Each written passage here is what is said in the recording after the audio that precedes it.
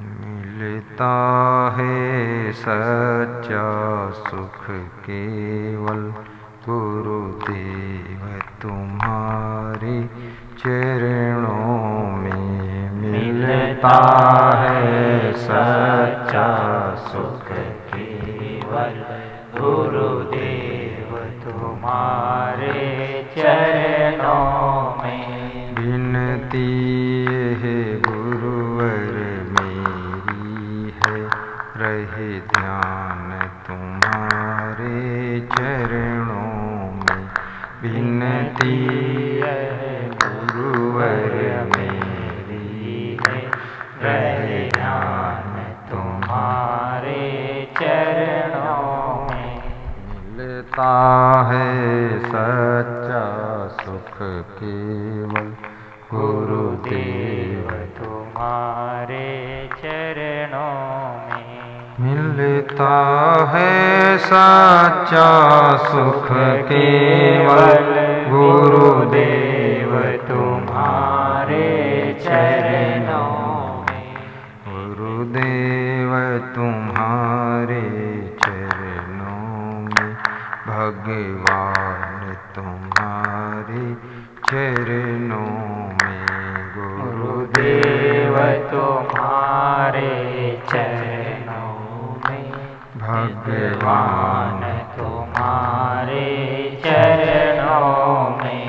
चाहे कांटों पर भी चलना हो, चाहे कांटों पर भी चलना हो, चाहे छोड़ के देश निकलना हो, चाहे छोड़ के देश निकलना हो, चाहे अग्नि में भी जलना हो, चाहे अग्नि में भी जलना हो, रहे ध्यान तुम्हारे चरणों में। रहे ध्यान तुम्हारे चरणों में।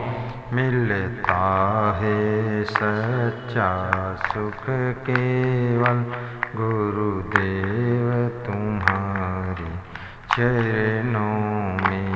मिलता है सच्चा सुख केवल गुरुदेव तुम्हारे चरणों में। भगवान तुम्हारे चरणों में, भगवान तुम्हारे चरणों में। हे क्षमा तुम्हारे चरणों में, हे क्षमा तुम्हारे चरणों में। अब सौंप दिया इस जीवन का सब भार तुम्हारे चरणों में। अब सौंप दिया इस जीवन का सब भार तुम्हारे चरणों में। है जीत तुम्हारे चरणों में, है हार तुम्हारे चरणों में। है जीत तुम्हारे चरणों में, है हार तुम्हारे चरणों में। अब सौंप दिया इस जीवन का सब भार तुम्हारे चरणों में। अब सौंप दिया इस जीवन का सब भार तुम्हारे चरणों में। विनती है गुरुवर मेरी है, विनती गुरुवर मेरी है। रहे ध्यान तुम्हारे चरणों में, रहे ध्यान तुम्हारे चरणों में। बस प्रेम मेरा भरपूर रहे, रस प्रेम मेरा भरपूर रहे। गुरुदेव तुम्हारे चरणों में, गुरुदेव तुम्हारे चरणों में मिलता है सच्चा सुख केवल। गुरुदेव तुम्हारे चरणों में मिलता है सच्चा सुख केवल। गुरुदेव तुम्हारे चरणों में। बोलिए सद्गुरु भगवान की जय।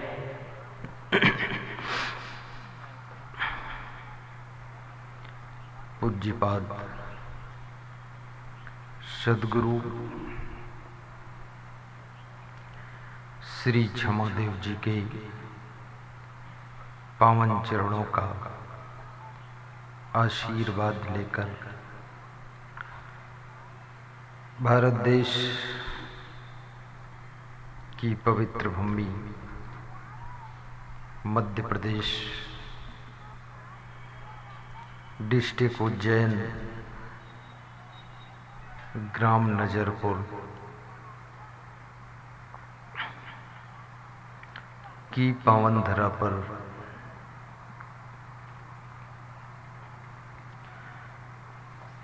सुखद सत्संग समागम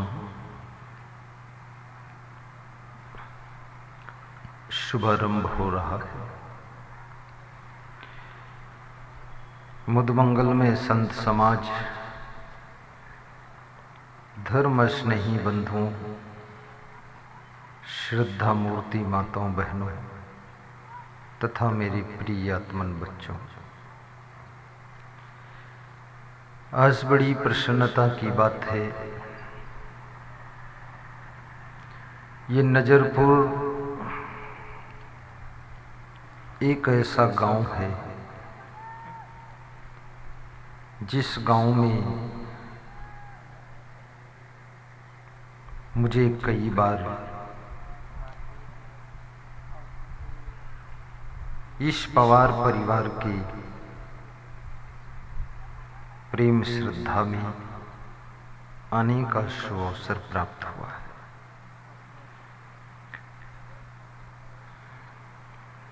श्री बने सिंह, श्री जालम सिंह, श्री अर्जुन सिंह, श्री विक्रम सिंह, श्री नारायण सिंह, श्री डोंगर सिंह आदि इस परिवार के सदस्य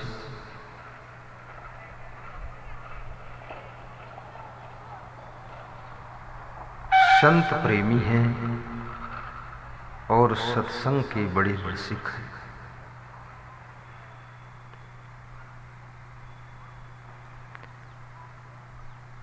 सबको, कुटुंब की माताओं बहनों को भी व्यास गादी धन्यवाद देती है।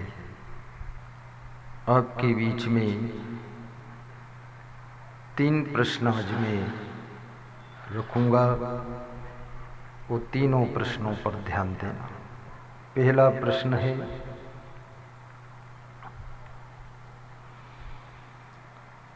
संत कबीर से किसी भक्त ने पूछा है, जिंदगी कैसे जीना चाहिए?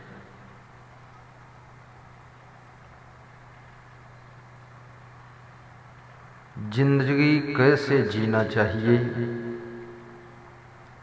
ताकि जिंदगी में सुख शांति रहे,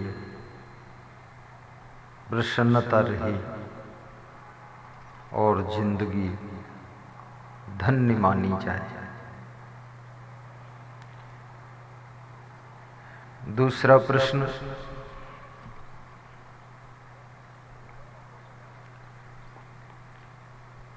महाराजा धीराज धृतराष्ट्र महात्मा विदुर से पूछ रहे हैं कि वे कौन से लोग हैं, उनके क्या लक्षण होते हैं जो निरंतर उन्नति करना चाहते हैं। कभी कभी समाज में देखा जाता है 5 वर्ष किसी व्यक्ति की उन्नति होती है और 6ठे वर्ष वो नीचे गिर जाता है, फिर विकास बंद हो जाता है, नुकसान शुरू हो जाता है।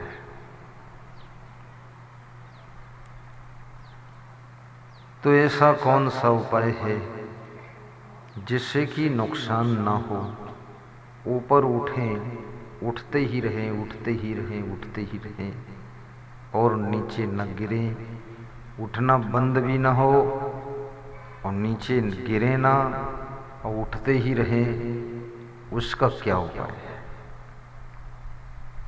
ये दूसरा प्रश्न है।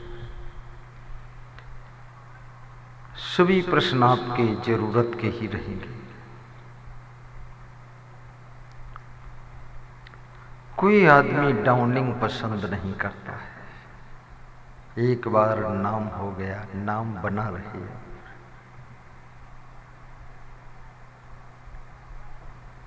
विदुर जी कहते हैं कि राजन, जिसके पास में 6 बातें रहती हैं, वह व्यक्ति हमेशा ऊपर उठता रहता है, विकास करता रहता है, कभी नीचे नहीं गिरता है, कभी डाउन नहीं होता है, हमेशा डेवलपमेंट करता रहता है। 6 चीजें जिस व्यक्ति में होती है, अर्थात जो लोग हमेशा आगे बढ़ना चाहते हैं, निरंतर विकास करना चाहते हैं, उन्हें ये 6 सीढ़ियां चढ़नी पड़ती है और ये 6 बातें पकड़ के रखनी पड़ती है। कौन कौन 6 बातें, अभी थोड़ी देर में बता दूंगा, थोड़ा इंतजार कीजिए।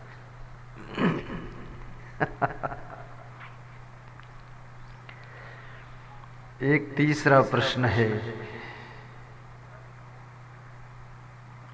बड़ा प्यारा प्रश्न है।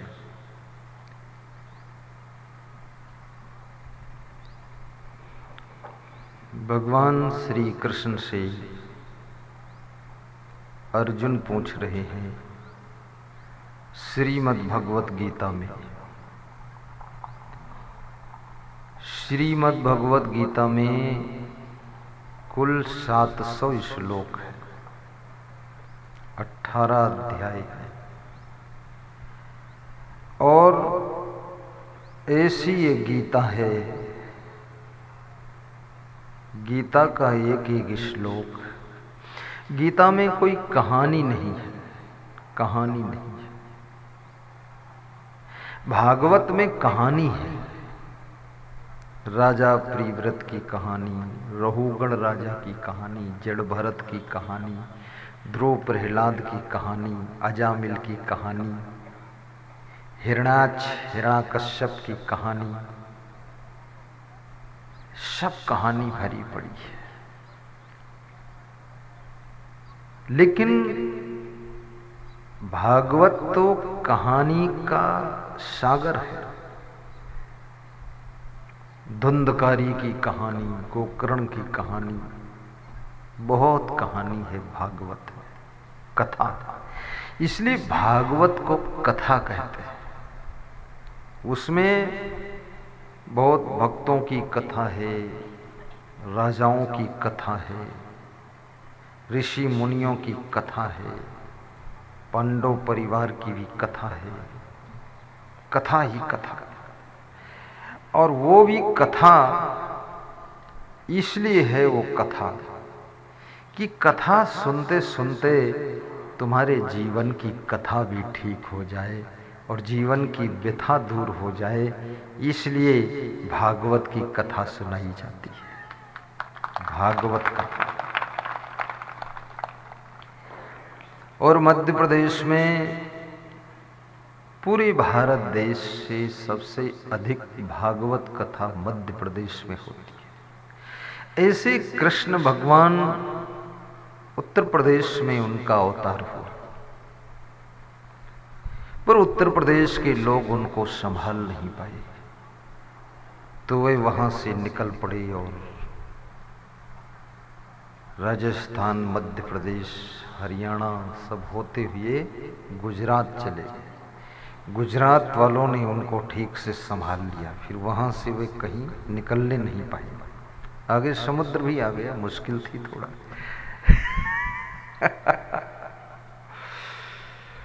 भारत के उत्तरी छोर से लेकर के इस गुजरात तक पहुंच गए कृष्ण भगवान। तो भागवत में बहुत सी कथाएं आती है। खैर उन कथाओं में आज हमको जाने की इच्छा नहीं है, फिर भी बीच में इच्छा हो जाएगी तो भी चला जाऊंगा, क्योंकि मेरे लिए कोई बंधन नहीं, क्योंकि मेरे प्रवचन का नाम ही सुखद सत्संग है। ऐसा सत्संग जो लोगों के दुखद जीवन को सुखद बना दे, उस सत्संग का नाम सुखद सत्संग। मैंने बहुत सोचा और विचारा कि अपने सत्संग का नाम क्या दूं, तो मेरे को लगा कि दुनिया की दुखी आत्माएं ही सत्संग में आती है, दुख सत्संग में लाता है। दुख बहुत बड़ी चीज है, दुख तुम्हारा मित्र है, वो तुमको भक्ति की तरफ जागृत करता है।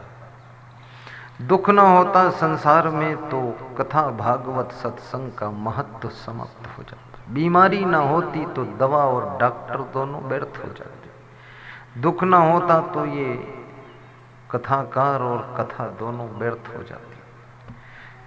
बीमारी है इसलिए डॉक्टर का महत्व है, दुख है इसलिए मेरा महत्व है। तुम दुखी हो इसलिए मेरी जरूरत है, तुम सुखी हो जाओगे मेरी जरूरत खत्म हो जाएगी। इसलिए हम तुमको कुछ न कुछ दुखी रखना चाहते हैं, दुखी रहो। हम रखना नहीं चाहते हैं, लेकिन तुम खुद ही दुखी बहुत रहते हो। बहुत तरह का दुख है।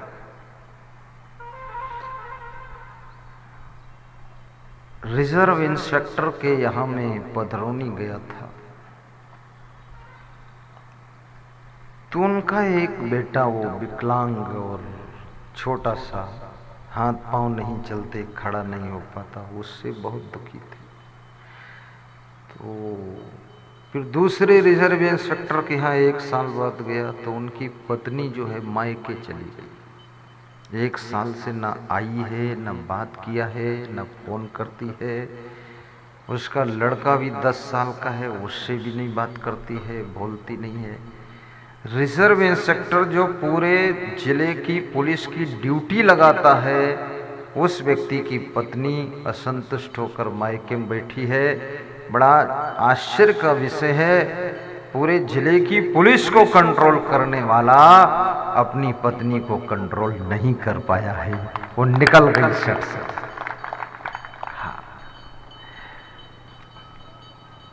तो जब उस रिजर्व इंस्पेक्टर से मैं मिला, उसका मन ऐसा हो रहा था, गुरुदेव कोई आशीर्वाद दे दें, कोई मंत्र मार दें, कुछ भी कर दें, जादू कर दें, मेरी वाइफ का दिमाग ठीक हो जाए, वापस आ जाए। चिंता है उनको, क्योंकि साधारण व्यक्ति होता तो दूसरी पत्नी भी ले आता,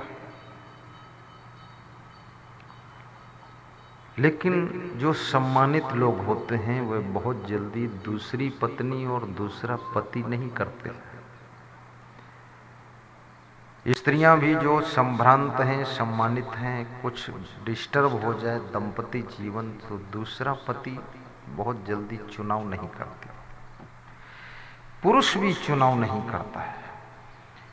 और स्त्रियों के अंदर तो बहुत ज्यादा करुणा होती है, प्रेम होता है। ये तो ऐसे कहती हैं कि मैं उनका नाम लेकर के जिंदगी काट लूंगी, लेकिन अब दूसरे को पति नहीं पता। क्या बात है। ये महिला महिला नहीं है, ये महिला तुम्हारे घर की महिमा है, देश की महिमा है, तुम्हारी कुल कुटुंब की महिमा है, जो अपने पति का नाम लेकर के जिंदगी काट सकती है। ये बहुत बड़ी बात है। मान सम्मान पर आंच आने नहीं देगी, ऐसा उसका विचार रहता है।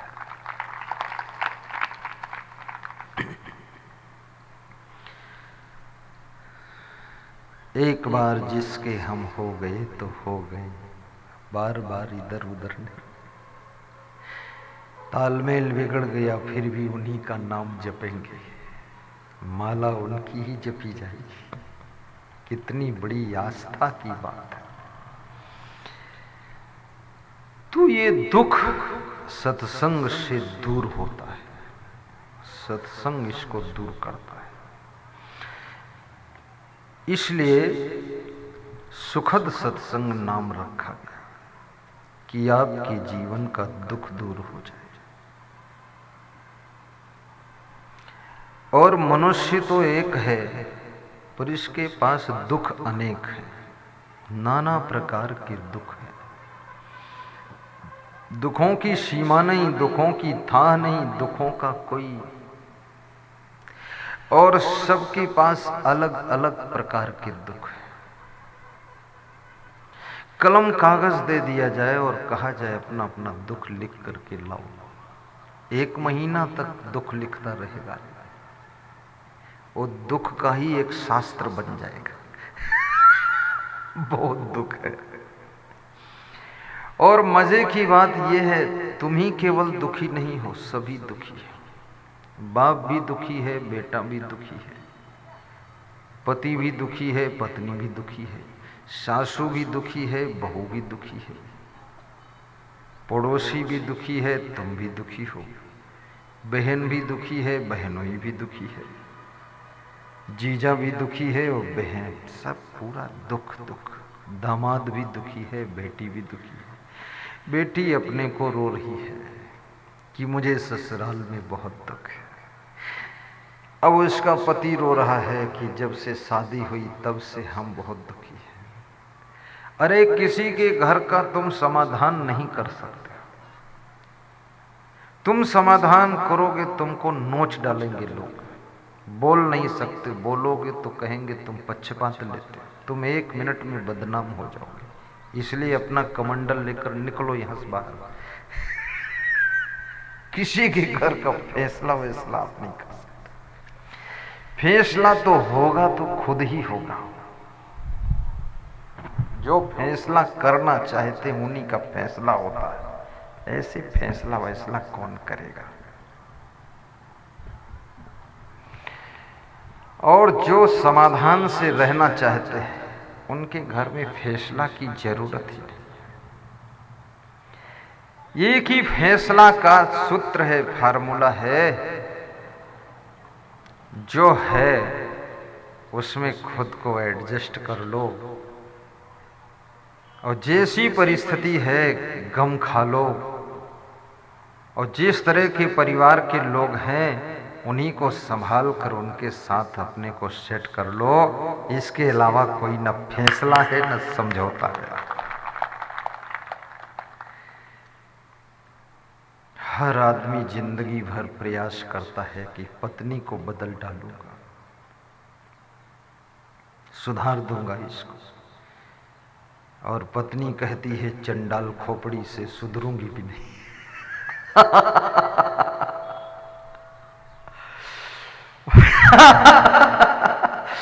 बड़ी मजे की बात है। अभी उत्तर प्रदेश में बड़ी शोभा यात्रा निकली हुई थी, आधा किलोमीटर की लंबी, बड़ा बाजे गाजे के साथ। तो उसमें कैसेट में भजन गा रहे थे, गौरा जी इतना आराम ना किया करो जी, मोटी हो जाओगी, कुछ काम किया करो जी। ऐसा भजन गा रहा था। शिव जी बोल रहे थे, शिव जी की तरफ से बोलवा रहे थे। तो गौरा जी बोलती थी शिव जी तुम्हारे साथ कैलाश पर्वत पर चढ़ जाया करूंगी और चढ़ने में मेहनत पड़ेगी तो फिर से दुबली हो जाया करूंगी। तो हमने कहा ये तो पहली बार सुन रहा हूं, क्या नाटक लोग कर रहे हैं। किसी भगवान किसी देवी देवता पर इस तरह के गीत बनाने वाले को धिक्कार है, पहली बात। फिर गाने वाले को धिक्कार है। इस तरह के गीत देवी देवता कोई हंसी के पात्र नहीं, उनके बारे में इस तरह की फूहड़ बातें मत करो। तो मैंने बात को समझाया, ये कैसेट कौन बजाया है? अरे बोले अब बच गई, अब कुछ मत बोलो। हमने कहा दोबारा मत बजा। बोले अब जितने लोग सुन लिए 1000 लोग, तो हमने कहा सुन लिए लेकिन ठीक बात नहीं। सीता जी के बारे में किसी को कमेंट करने का अधिकार नहीं है। कमेंट करना है तो अपनी पत्नी के बारे में करो, तो बेलन से रोटी तो नहीं बेले तुमको बेल के ठीक कर देगी, सही हो जाओगे। सीता जी के लफड़े में तुम क्यों फंसे हुए हो? उनके ऊपर क्वेश्चन क्यों कोटअप कर रहे हो? तुम्हें मानना है मानो, नहीं मानना है तो तुम भैंस को मानो जाकर। कौन तुमको मनवा रहा है? राम जी को मानना है मानो, जिसको मानो। लेकिन किसी भी महान पुरुष के ऊपर, चाहे हनुमान जी हो चाहे कोई हो, उस पे इस तरह की बातें करना अच्छा है। इस तरह की बातें करने के लिए हमारे गांव में बहुत लोग हैं। पड़ोस में दारू पीते, उसके बारे में बोलो। तो दारू पीने वाले के बारे में बोलोगे तो तुम्हारी खोपड़ी पर दारू की बोतल मारेगा, वो तो सुधार देगा तुम्हारी खोपड़ी। चोरों के बारे में बोलो, भ्रष्टाचारियों के बारे में बोलो। जो भ्रष्टाचार है कौन बोल सकता है? जो बोलेगा जंतर मंतर तंतर कर दिया जाएगा, इसलिए बोलना मना है, चुप रहो। तो श्रीमद् भगवत गीता में श्री कृष्ण भगवान से अर्जुन ने पूछा है, ध्यान को एकाग्र करना। क्या पूछा है? एक प्रश्न है। अर्जुन कहते हैं, हे कृष्ण, राक्षसों की चर्चा बहुत सुनता हूं, लेकिन मेरी समझ में नहीं आता है ये देव और दैत्य क्या चीज होते हैं? देव और दैत्यों में फर्क क्या है, अंतर क्या है? क्या दैत्यों के सींग लगी होती है कि पूंछ लगी होती है कि विकराल भयानक शरीर होता है? अरे अर्जुन, ये क्या बचकानी बातें करते हो तुम? देव और दैत्य को बाह्य रूप से पहचाना नहीं जा सकता है। दोनों का शरीर एक जैसा होता है, मुंह एक जैसा, आंखें एक जैसी, हाथ पांव एक जैसे। बोले तो अंतर क्या होता है? बोले अंतर केवल उनके विचारों में, स्वभावों में, आचरणों में, व्यवहारों में, कर्मों में अंतर होता है, बाकी कोई अंतर नहीं होता है। तो क्या कृष्ण दैत्य भी देव बन सकते हैं? क्यों नहीं अर्जुन, क्या देव भी दैत्य बन जाते हैं? बहुत से बन गए हैं। देव और दैत्य, दैत्य भी देवता बन सकते हैं। तुम महान मेरे जैसे बन सकते हो, और मैं गलती करूं तो तुमसे भी नीचे जा सकता हूं। याद रखना, कोई परमानेंट सीट यहां नहीं है।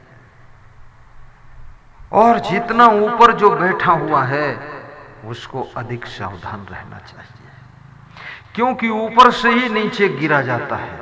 नीचे से नीचे क्या गिरोगे? तो गिरा गिराया है।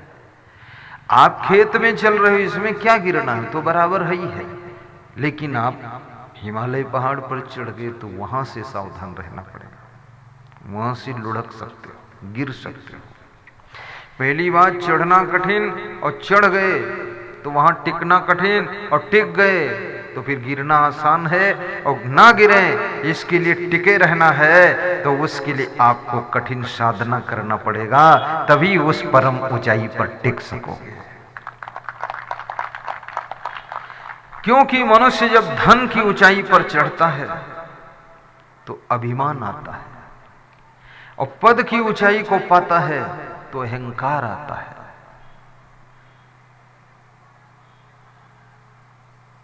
ऊंचे पहुंचने के बाद अभिमान का जन्म होने की संभावना है। प्रभुता पाए काहि मद नाही। आपके प्रदेश का एक कोई शिक्षा मंत्री है, नाम भूल गया मुझे, तो वो मेरे सत्संग में आया कहीं 2-3 साल पहले की बात है, और मुझे पता नहीं था कोई मंत्री आया है। तो बैठा दीपक जोशी, हाँ, तो वो ऐसे देखता था ऐसे, तो उसने ये देखा और फिर न्योता दिया, मुझे सत्संग भी कराया। तो सत्संग जब उसके यहाँ मैंने किया तो उसने माइक में, मैंने कहा थोड़ा धन्यवाद दो सबको, तो बोला कि मैं गुरुदेव को पहले नहीं मानता था, लेकिन कैसे माना हूं, इनके पास में मैं गया और मैं खड़ा खड़ा देखता रहा 20-25 मिनट कि कोई अमीर आता है तो भी उसको प्रेम से बोलते हैं, और गरीब आता है तो भी प्रेम से बोलते हैं, और सबका फूल माला ले लेते हैं, और सबसे थोड़ा मुस्कुरा देते हैं, और सबसे सबको प्रेम किया इन्होंने। तो मैंने सोचा ये संत महान है, इसको ले चलना चाहिए अपने यहाँ, सबको प्रेम दे देते हैं। तो अपने यहाँ प्रवचन करवाया, तो बता रहे थे यहाँ मेला होता है, एक बहुत बड़ा मेला। तो उस मेला में बोल रहे थे मैंने बहुत गायक बुलवाया, गायिका बुलवाया, बहुत सब रामलीला करवाया, लेकिन गुरुदेव लोग जुट नहीं पाए ढंग से। और इस बार आपका सत्संग जब रखा